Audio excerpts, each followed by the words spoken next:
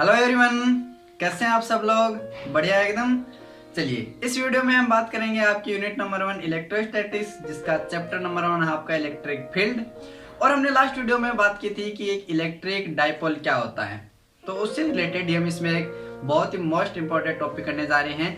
जो टॉपिक क्या है हमारा, वो टॉपिक है कि विद्युत द्विध्रुव के कारण यानी इलेक्ट्रिक डाइपोल के कारण उसकी अक्ष रेखा पर किसी बिंदु पर इलेक्ट्रिक फील्ड ज्ञात कीजिए। इस वीडियो में पढ़ेंगे कि इस इलेक्ट्रिक डाइपोल की अक्ष रेखा पर जो पॉइंट है उस पर इलेक्ट्रिक फील्ड कितना होगा, और नेक्स्ट वीडियो में पढ़ेंगे कि इसकी निरक्ष रेखा पर कितना होगा। ओके, तो चलिए यहाँ पर शुरू करते हैं। तो देखिए, आपका विद्युत द्विध्रुव क्या कहलाता है। विद्युत द्विध्रुव क्या होता है कि आपके पास कोई चार्ज है, ये चार्ज मान लेता हूँ आपके पास माइनस का चार्ज है, और यहाँ पर ये कोई चार्ज है आपका प्लस चार्ज। ओके, और इसके बीच की ये डिस्टेंस जो है वो कितनी है, 2a। यही होता है हमारा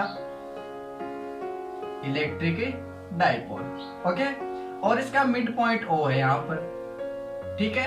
और इस मिड पॉइंट से ये जो डिस्टेंस है वो कितनी है, a है, क्योंकि a है तभी तो ये पूरी डिस्टेंस कितनी है, 2a, और ये भी कितनी हो जाएगी आपकी a डिस्टेंस हो जाएगी। ओके, ये कहलाता है आपका क्या, इलेक्ट्रिक डाइपोल, विद्युत द्विध्रुव है। अब इस विद्युत द्विध्रुव के इस मिड पॉइंट से, ध्यान रखना, इस पॉइंट से r डिस्टेंस पर इसकी अक्ष रेखा पर ही, अब यहाँ देखिए r डिस्टेंस कौन सी है, इसके मिड पॉइंट से, ध्यान रखना, यानी आपकी r जो डिस्टेंस है वो यहाँ से होगी, यह आपकी r डिस्टेंस है। यहाँ पर कोई पॉइंट P है जिस पर हमें इलेक्ट्रिक फील्ड ज्ञात करना है। ओके, चलिए यहाँ पर कुछ डिस्टेंस और लिख लेते हैं। यहाँ पर प्लस Q जो आपका चार्ज है, इस प्लस चार्ज से इस पॉइंट P की डिस्टेंस क्या होगी, तो देखिए ये पूरी जो आपकी दूरी है वो R है, और ये कितनी है, A है। तो पूरी R में से यदि हम A माइनस कर दे तो आपके पास क्या आ जाएगी, प्लस चार्ज की आ जाएगी। तो हम लिख सकते हैं यहाँ से प्लस चार्ज के लिए R माइनस A, यह आपके पास क्या आ गई, इसकी डिस्टेंस आ गई। अब यदि माइनस चार्ज की बात करें तो माइनस चार्ज की क्या आ जाएगी, यहां तक कितनी है, ये r डिस्टेंस है, और प्लस a इसमें ऐड कर देंगे तो आपकी माइनस चार्ज की आ जाएगी। यानी माइनस चार्ज की जो डिस्टेंस होगी वो कितनी होगी, r प्लस a। ओके, ये लीजिए सारे डिस्टेंस मैंने निकाल लिए हैं। चलिए अब सबसे पहले बात करेंगे यहाँ पर कि इस माइनस चार्ज की वजह से इस पॉइंट P पर इलेक्ट्रिक फील्ड कितना होगा। तो हम इसको लिख सकते हैं E1 से लिख देंगे।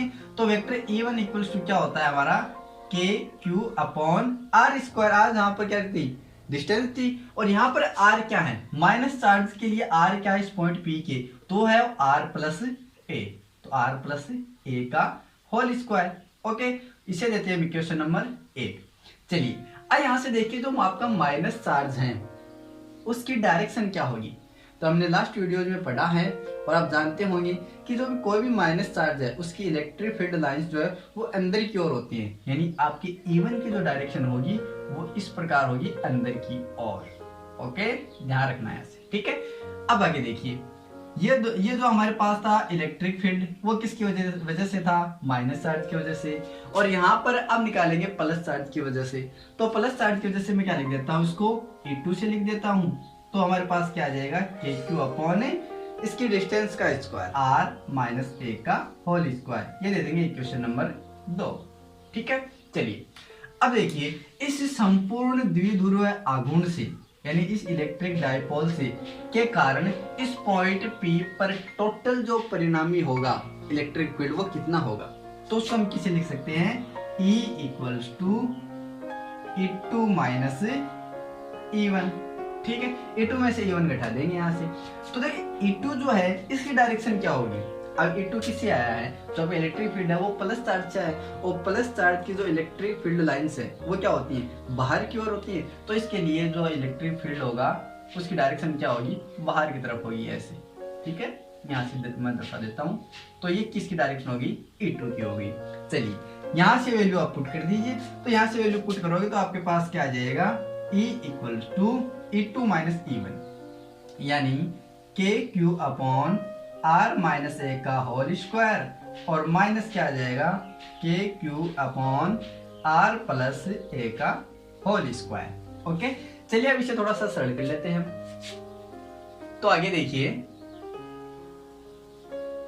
आगे हम इसको लिख सकते हैं कि E इक्वल्स टू के क्यू यहां से कॉमन आ रहा है, बाहर ले लिया तो अंदर क्या बचेगा 1 अपॉन आर माइनस ए का होल स्क्वायर और -1 अपॉन आर प्लस ए का होल स्क्वायर।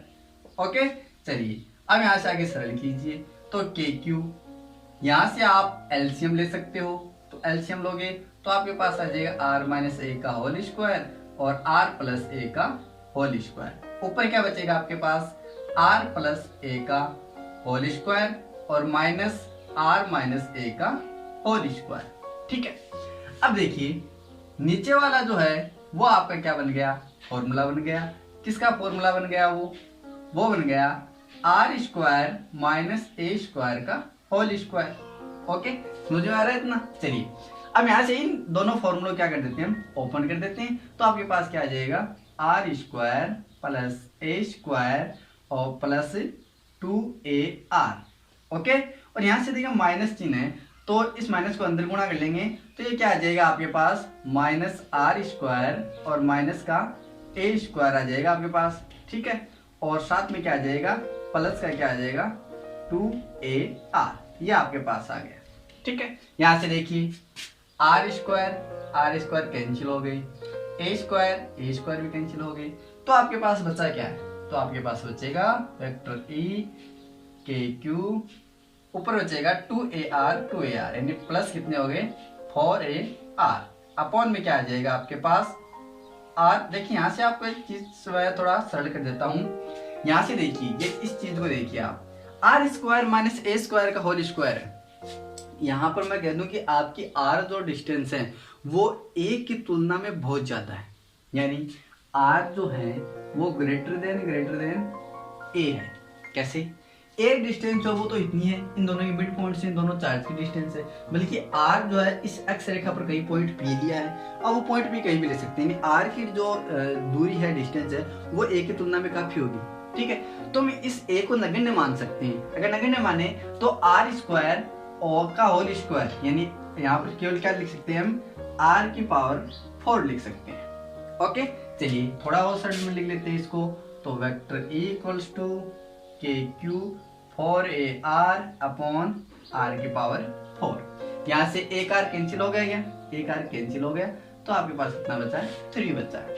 साथ में यहाँ से देखिए आपका विद्युत द्विध्रुव आघूर्ण आपने पढ़ा है, नहीं पढ़ा तो लास्ट वीडियो आप जाके देखें, क्या पढ़ा हमने वहां पर कि विद्युत द्विध्रुव आघूर्ण क्या होता है, vector P equals to Q cross 2a, यही होता है।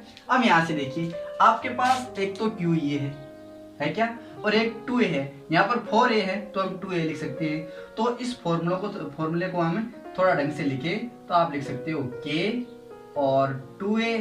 ठीक है, और इस Q को उधर लिख दो तो Q क्रॉस 2a।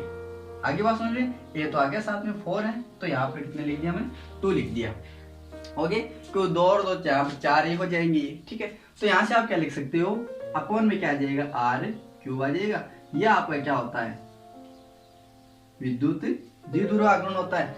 तो इसको हम क्या लिख देंगे वेक्टर E इक्वल्स टू के, और यहाँ पर क्या आ जाएगा 2 आ जाएगा, 2k लिख दूंगा यहाँ पर 2k, और यहाँ से क्या आ जाएगा वेक्टर P और अपॉन आर क्यूब।